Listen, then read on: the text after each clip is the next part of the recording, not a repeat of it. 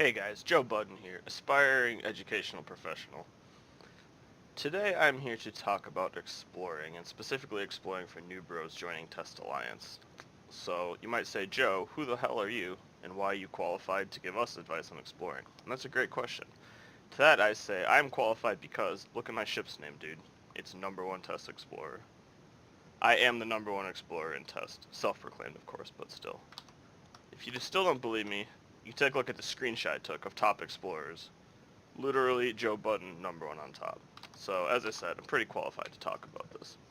The other reason I'd say that I have an interesting perspective on things is because I'm pretty new to EVE myself, only been playing for about 2 months, and so a lot of these videos I've watched trying to help people typically are these crusty old dudes who don't really remember what it was like when you first started, you didn't have the skills to do things, and they kind of just drone on, skipping a lot of things that as a new guy you're like, wait, that doesn't make sense to me because I haven't been playing EVE for 5 years. So with this series, I'm hoping to cover some of those points that these more veteran guys might have missed, and hopefully make it a little easier for anyone adventuring into exploration. I'm going to try and keep these videos short. I love to talk, so we'll see how that goes, but I'm going to break them up into different sections. First thing we're going to go into is skills. So there's really not too many skills that you need in order to be a proficient explorer, and that's why it's kind of easy to get started into. Scanning itself is going to be your most important category, and there's only 7 skills in here. Going through them step by step, first one is archaeology. This essentially gives you what's called virus coherence, which I'm going to refer to as HP or hit points. Essentially, the more virus coherence you have, the more health your virus has, and that's going to come in handy for the minigame. So more health makes it easier for you to get the loot. The second skill is astrometric pinpointing. It increases your scan accuracy, which isn't super important for relic sites. Now, the more accurate your scans are, the quicker you're going to scan down sites, so you'll save time, but we're talking about seconds, really. So for exploration, this is not very important. As you can see, I only have level 2. Astrometrics is the most important skill out of all of these, I would say. It gives you more scan strength. A higher scan strength means that certain sites have essentially like a difficulty in order to actually scan them down and go to them, so you need to meet a certain minimum scan strength threshold in order to even go to higher level sites. So scan strength is very important. It gives you less scan deviation, which is what we just talked about. Deviation is essentially accuracy. And then it reduces the scan probe time per level, so that is just essentially how long it takes you to do a single scan. So lower scan time means you do more scans more quickly. Again, it's only a matter of like seconds, so not super critical. But the fact that you get all 3 with this is very nice. Survey is really not related to what we're doing here.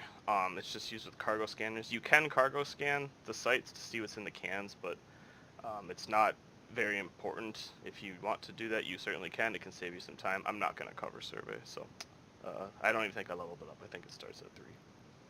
Astrometric acquisition is, as we talked about before, a reduction in scan probe time. So the higher you have this, the faster you'll complete your scans. Not super critical, certainly helpful.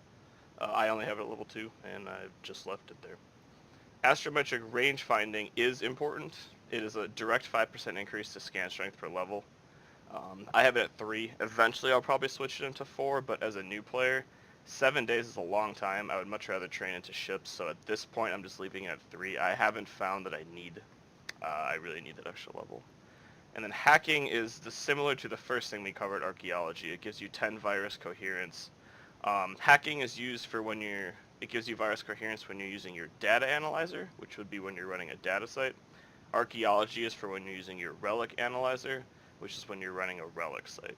And we'll get more into that later. There's 2 other skills that are important, I would argue, for this. The first is cloaking. You do not need it at level 4. You just need 1 point in cloaking at first, and that will allow you to use a cloaking device, which is essentially, if you're exploring in your little frigate, that's your defense. You're not going to be fighting people, especially not as a new bro. You're not going to go pick fights. So your defense is hiding, which is kind of lame, but that's just how the world works, man. If you don't want to get killed, you better hide. So you just need 1 point in cloaking. I'll cover why a cloaking 4 can be better in a future video. Then the final skill you're going to want is a frigate skill.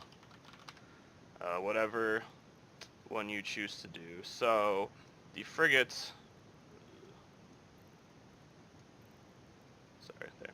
Each race has an exploration frigate. So for the Minotaur, which is my race, it is the probe. And the reason why the frigate skill is important is for each skill point you put into a Minotaur frigate, you get 7.5% bonus to core and combat scanner probe strength. And strength is what we talked about for the site difficulty check. You need to have a minimum strength in order to scan down a site. So every point you put into whatever race frigate you want directly gives you a strength bonus. So pretty good skill. Frigate skills are also useful for other things too, so you're going to want to train that one. At least to 4, if not 5 for other things. So, as you can see, I have 4 here on my Minotaur frigate. Now I don't explore in a Minotaur frigate anymore, but that is irrelevant. So, yeah, I'll just show you the skill. I don't even know how to spell Minotaur. Oh no. Okay, there, Minotaur. Minmatar? Whatever, Minotaur frigate. Every race has its own frigate, so you can skill up whichever one you want, but you're probably going to want to get a couple points in that. It really crosses over to other things as well, not even an exploration, so definitely a handy skill to have. So that wraps up the skills. I'm going to cut it here. The next video we're going to go into different fits for you, so I will see you soon, hopefully.